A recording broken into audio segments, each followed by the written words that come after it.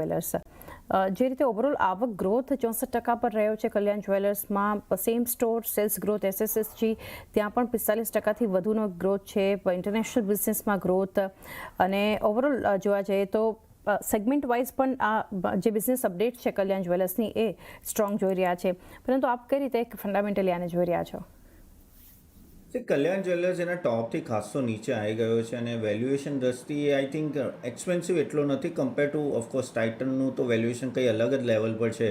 પણ હવે તમે જો તો રેવન્યુ ગ્રોથ અને જે બિઝનેસ અપડેટ્સમાં જે પણ આયા કરે છે એ કમ્પેરલી ઘણા એન્કરેજિંગ છે. ઇવન લાસ્ટ ક્વાર્ટર પણ સારું હતું.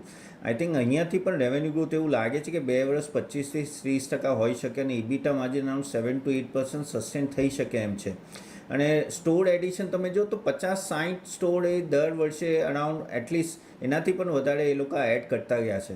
હા, એક કોમ્પિટિશન છે પણ કમ્પેરેટિવલી અગર તમે જો તો અનઓર્ગેનાઇઝથી ઓર્ગેનાઇઝ માર્કેટ પર હવે જ્વેલરી સેગમેન્ટ મૂવ થયું છે. રીઝન એક જ છે કે જ્યારે ગોલ્ડની વેલ્યુ વધતી જાય, જ્યારે ગોલ્ડ આટલું મોંઘું હોય તો કોઈને પણ અગર બાય કરવું હોય દે વિલ પ્રિફર કે હું સારા સ્ટોરમાં જઈને બાય કરું, ઓર્ગેનાઇઝ રિટેલથી બાય કરું, કેમ કે આ તમે લાઈફમાં અમુક વાર જ ગોલ્ડ લેતા હો.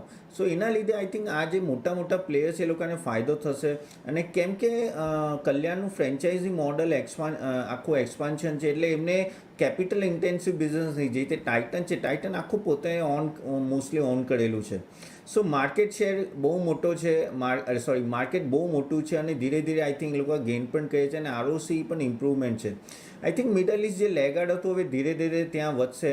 બસ એક જ છે કે થોડું માર્જિન પ્રેશર હંમેશા રહેશે, થોડું ગોલ્ડ ઉપર નીચે થાય, પણ I think hedging system proper હશે. આ લેવલે I am okay with Kalyan. I think કોઈ લોંગ ટર્મ નજર રાખ્યો તો આ જ્વેલરી બિઝનેસ સારો છે, ત્યાં તમે લોંગ ટર્મ પર જઈ શકો છો. લોંગ ટર્મ એક વ્યૂ પોઝિટિવ કલ્યાણ જ્વેલર્સ પર એક બનતો જોઈ રહ્યા છે. BSE limited